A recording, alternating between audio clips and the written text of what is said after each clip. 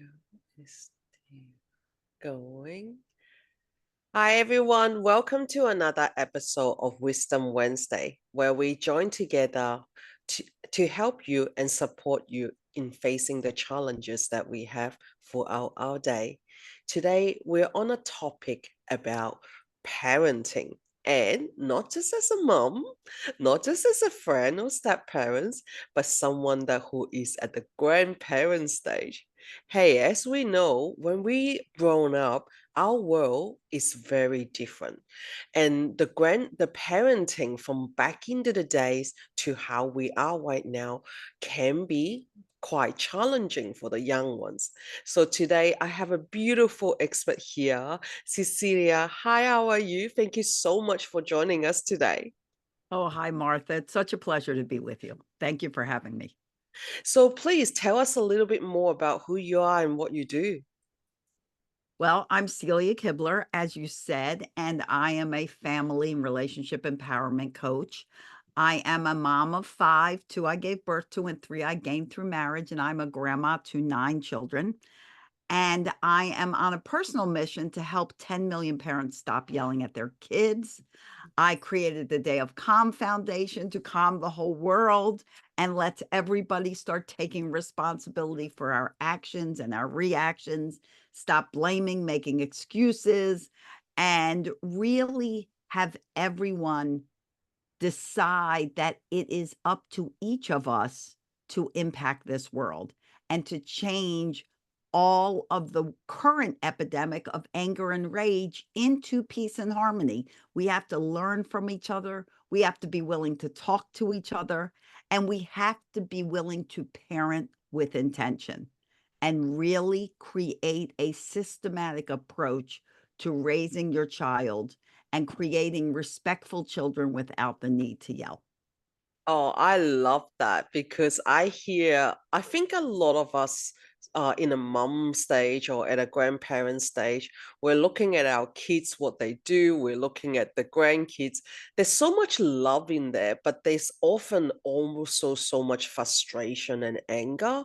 So if anyone who are watching this, feel free to jot down your questions in a comment. We will come back to actually answer you later.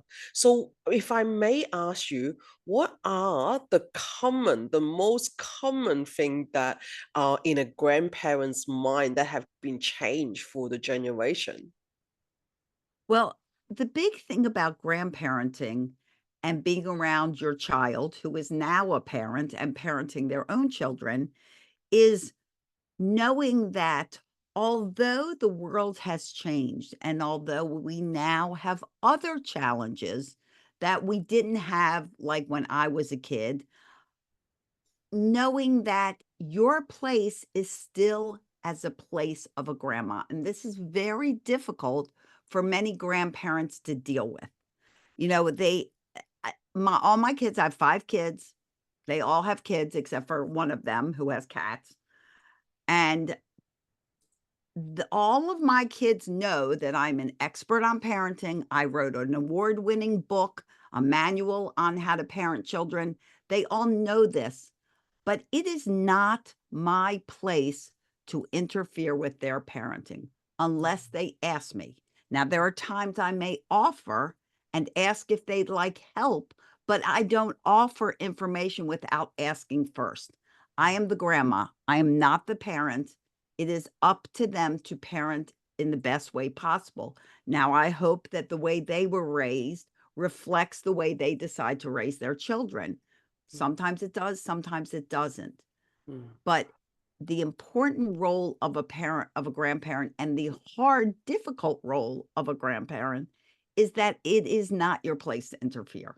It is your place to be a loving, nurturing, you know, grandparent to your grandchildren and make that special connection that is so needed through generations so that they can learn different things from you that they may not learn from their parents. Oh, I love that because I did hear a lot of the young ones. They are like even looking at my own family. I do see that my parents, especially my mom, find it really hard to shut it and Right. let them be. Like let me just say like and I know that it comes from a place of love and support. We all do. And it is because only because we care, we say something, but I find that it is very difficult to communicate effectively with the young ones and also maybe my in-laws and things like that. Like, my like sister-in-law and stuff. So how would that work? Like, how do you face the transition into like telling them like what to do and do it in a respectful way that respect their boundaries?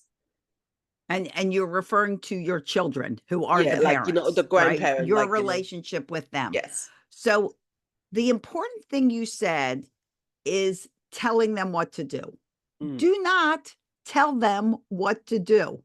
Number 1, they will take it personally. mm, They will be annoyed. They will think you're judging them and criticizing them. They will not take it as constructive criticism. yeah, You know, your kids were younger. Often we tell them things and we mean to be complimentary, but it comes out as, well, you did a great job, but you missed all of this, yeah, which instantly turns a compliment into criticism. yeah. And so they are used to that relationship with you. And so if you then criticize how they take it as criticism of their parenting methods, they will take insult to it. Mm, And it may even affect your relationship or how much they want you around their children.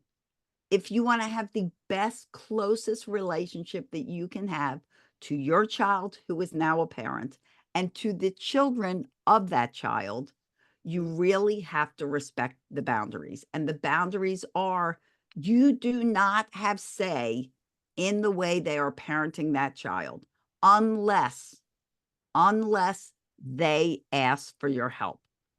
And unless you see something and you then say, can I help you with this? I did that once with my daughter. My daughter was she had learned somewhere that in order to give a child a timeout, you wrap them like this. That technique is often used with special needs children trying to control, you know, their outbursts or comfort them in a tight squeezing method. mm, So she was doing that with her son when she was giving him a time out. He had fallen and cut his chin and he needed stitches. And mm, at the doctor's office, she needed to hold him and he rebelled. He rebelled because he was a little boy. And the only way he knew this was not for comfort, was for punishment. So he thought he was in trouble. So after this whole thing was done and finally got him calmed down, he was able to get the stitches and all of that. The next day, I asked her, I said, can I give you a little advice on what happened yesterday when he tried to get stitches? And she mm. welcomed it. She was like, absolutely. And once I pointed it out to her, how he was perceiving that comfort as, he being in trouble, she understood and she changed her behavior. But I have never offered information that was not welcome. It's Mm. not my place. And it's important for you all to remember it is not your place. Okay, I got to ask this question. How do you control that urge? Because I think a lot of us have got into trouble with parenting and controlling that urge, biting our tongue. It's literally we can bite 10 tongues out and we Right. still wanted to say something. So how do we control that urge? Because, well, it's like any situation that you might get into that you want to yell. How Mm, do I teach parents not to yell at their kids or other people not to yell at their kids? You have to walk away. If it is out of your control, if your emotions have gotten to the point where you cannot bring them down and chill them out, then you need to walk away. Walk away, take some time, think about it, sit on a bed, sit outside, think about the best response to the situation, and then come back and approach it. Works the same with a child as it does with your child who is a parent. Because if you chime in and you're like, honey, you're doing it wrong, Mm, you're going to get kickback and they are going to get angry and they're going to get defensive, and you will have created a bigger problem than actually your intention of helping with a problem. mm. I hear you. I just find it like, I think a lot of the moms or grandparents, they will have this thinking, if I walk away, it may show them that I don't care, but it is different, isn't it? In the heat of the moment, it's better to walk away, have that peace, comparing to just like rageful towards it. Absolutely. You have to give each other permission to Mm, walk away. mm, There has to be an agreement in your home. We are not going to yell anymore. We mm, are not going to be critical and judgmental. And in fact, if we feel this way, and this goes for children too, mm, if we're feeling over tested, over anxious, overwhelmed, if you're feeling that way and you know that you're on a short fuse, you have permission to walk away from me. And I will mm, not take it as insult. I will take it as something productive, because your children also have to learn how to regulate their emotions and mm, calm themselves down. And what you demonstrate, you teach them to do. So it's a win win for both of you. Now, once you walk away, that doesn't mean you never talk about it again. Some people get confused. They're like, okay, I walk away, end of discussion. If it is something important that needs to be talked about in a relationship or a parent child, then you come back and you discuss it in a calm way after mm, you've thought about the best way to talk to your child about it. If mm. it is something that you're like, I just really need to tell my opinion. I Yeah. I really need to get it out. Just I really need to do this. Mm, And it's not adding any help to the situation, then walk away and tell yourself, this is not going to help it. yeah. Would you rather be right, or would you rather be complimentary and productive and constructive and calm with each other? Mm, Sometimes your children will have their own way of parenting. mm, And whether you agree with it or not, keep in mind that when you parented, chances are you were not perfect. None of us are. We're all human.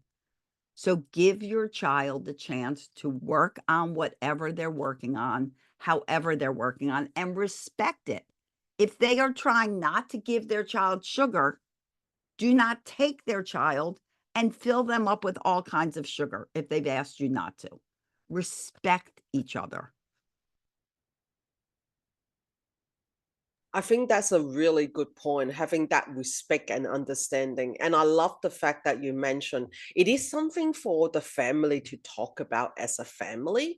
A lot of us think that, oh, this is too difficult. They should know. I think one of the biggest thing is that they should know. Like Oh, this yes. word kill a lot of family harmony. Tell us a little bit more about how could we avoid that thinking of they should know.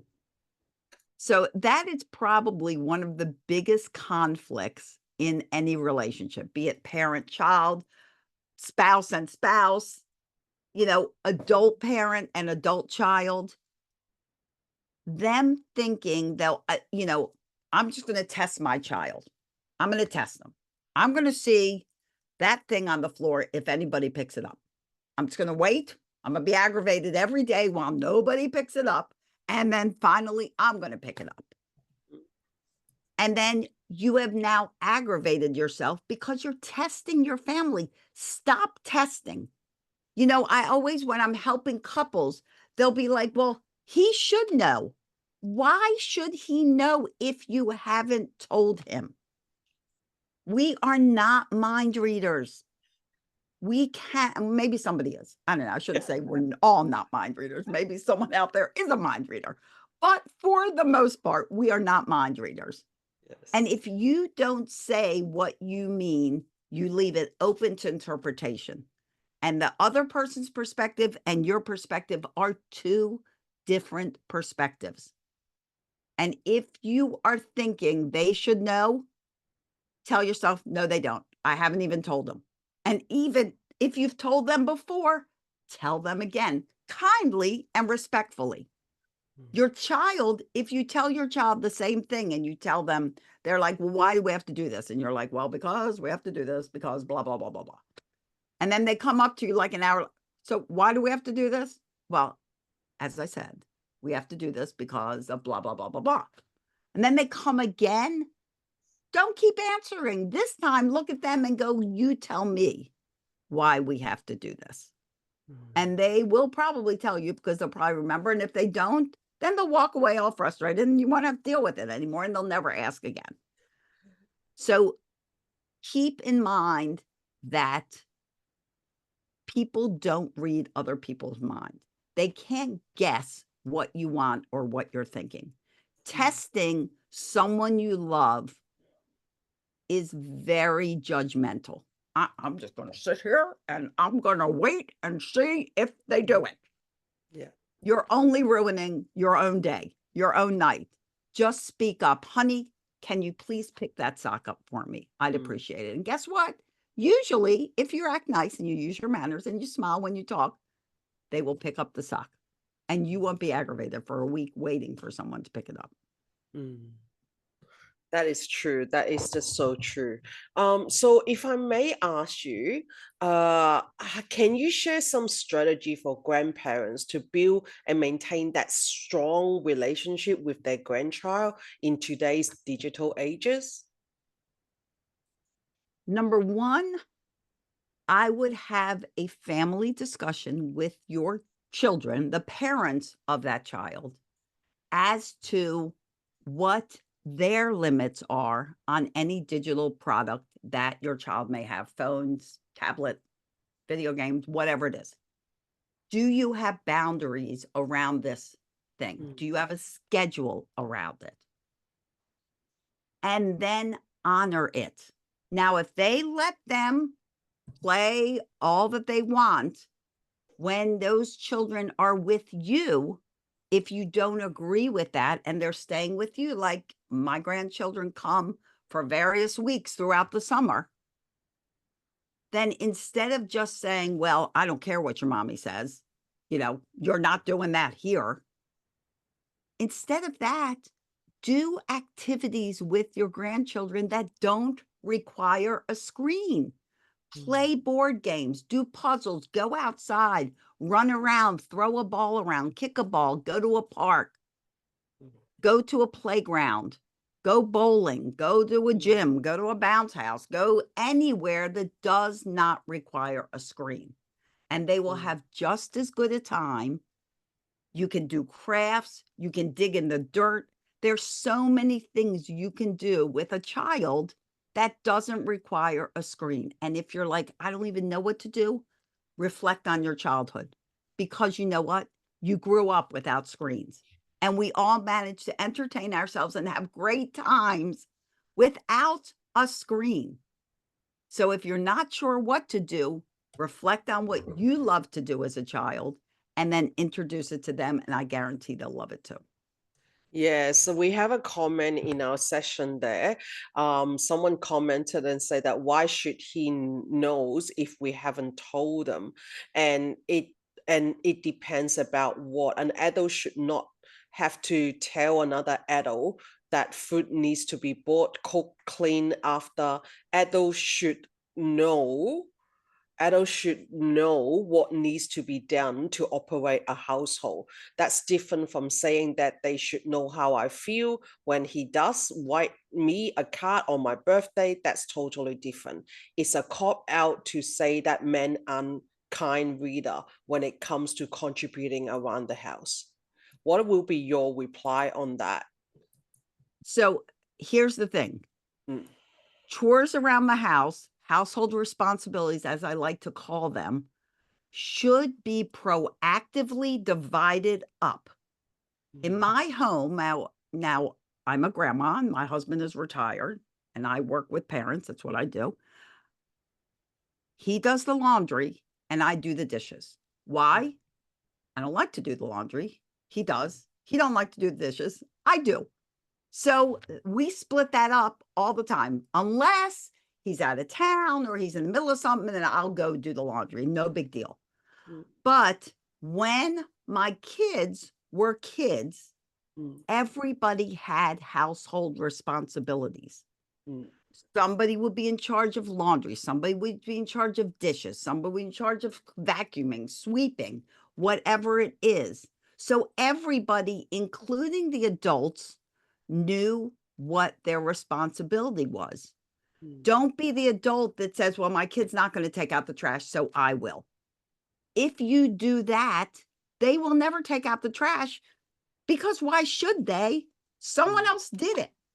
So don't jump in and save it. Require your kids and encourage them to do mm, that. And a mm, big part of this, a huge part of this is appreciation. mm, Like I said, my husband does the laundry. That man does not bring up a laundry basket without me saying thank you for mm, that laundry basket and for mm. doing the laundry. You could say, well, that's his job. I Yeah. don't care if it's his job. He's done it. He's made an effort to create this family that works together, and I appreciate it, and I tell him, and he Mm, tells me the same. mm, There's been times when I've come into my office here and I've worked late hours and I've come back out and he might be watching a show or something. mm, And he had said to me, you know what? I really appreciate the hard work that you put in. And you mm, worked so late tonight. Thank you so much. What can I mm, get you? What can I do? mm, Appreciate each other. Appreciate your children. Appreciate your kids. Appreciate the effort that everyone does to make the family work together, help the mm, family work together and create that harmony. That is mm. such a key part of life with other people. I think so because what I understand the question that was asked, but it is also again it's an expectation. An adult should know A, B, C, D, E. No, they shouldn't. It needs to be talked out. It needs to be scheduled out. It needs to be maintained in the household and maintain it using appreciation. I think that is the key of our juice over here because as an adult, especially I understand as a frustrated mom, as a frustrated partner, we always think that they should know better. They should know all of this. Isn't but once you have that anger and frustration inside of you, that gratitude, that thankfulness all went down the drain. And Right. who would like to stay with someone that doesn't have gratitude, doesn't give validation, and only complains and whinge? Sometimes as a Exactly. woman, I like I'm not saying as a man or woman, I think it goes both ways that we need to understand what position we're in. If we don't like to be treated that way, don't treat other this way. Speak up. Right. And don't have that expectation. They should know, he should know, you should know. It's such a big misunderstanding about human perception. What I've been brought up is different to how you've been brought up. What I know in this world is different to what you know in this world. So that generalization of knowing that, oh, he should know better, she should know better. No, we come from a completely different world. We have a different biology. We have a different mind thinking. We need to have that respect. That is basic respect. You wonder why we don't get respect? It's because we first don't give respect. And we don't do it Correct. intentionally. We do it unintentionally. So there's no judgment here. It's just because we have never received that kind of respect. So we don't know how to respect the other people. And I see it a lot in couple. I see it a lot in moms and kids. And I love the way that you share how they can actually balance this a bit better. Exactly. And to what you said, Martha, and I was going to mention the same thing. So we think so much alike, Mm, but we all come from our backgrounds. It's why it's so important as a couple to make sure that you are intentional with the way that you relate to each other, mm, because who you are as a couple becomes your child's normal. This is yes. what they see as a normal relationship between two people, and they will take that example with them in life. So Mm, keep in mind that when you become a couple, the two of you are working from what you knew as a couple. If a woman comes into a relationship and she grew up with a mom who did nothing and was catered to all the time, that's her normal. She's going to see that and expect to be catered to. If a man comes into a relationship and he comes from a family that the mom did everything and the man didn't, man went to work, came home, relaxed, and didn't contribute to the home, that is his normal. So it is up to you as a couple, as a family, to intentionally create the dynamic you want between each other and talk about it. And you may get some pushback. You may get, well, my mother never did this. My father never mm, did this. Well, I understand that, and be understanding, because that's their perspective. That's their history. But mm. now we're forming a future. And to form that future, you have to be intentional. It has to be part of calm communication, respectful communication with each other. And that's how you go to create family harmony. Yeah, I completely agree with you on that. And that's why that I really thank you for our audience question, because it is one of the key misunderstanding about how to create a harmony home, not just between your partner, but between your kids and everyone else that is actually around you. There's no such thing as they should know. There's no such thing in under any circumstances, like in a harmony way. Like, we're not talking about illegal things or anything like that, but in a Right. harmony way. Okay, how to actually maintain a household. Hey, Celia, I'm just so grateful for today's session. I know that we went a little bit over, but we love Did we? what Okay, it we went so actually covered. fast, Martha. Yeah, it just went on just really fast, but we have such a great time talking to you today. It has been Thank you. such an amazing journey and of learning as well. Thank you so much for giving us your time. If you like to just let people know how to reach you, can you share about your websites and things? Absolutely. So if you guys want a manual, this is a great gift for your kids. Makes a great Ooh, gift if you're a grandma.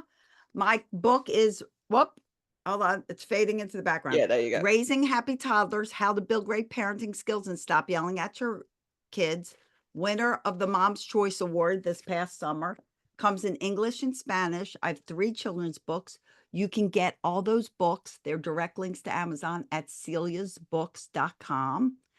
And my website for my parenting to help you. I help a lot of grandmas with older children. So don't just think I just do toddlers. I do all ages of all children. I have many clients who are grandmas and are dealing with the relationship with their older child that they may be struggling with. You can reach out to me at talkwithcelia.com. Talkwithcelia.com. I call them my parenting SOS calls, and we really dive into what's going on and how I can help you.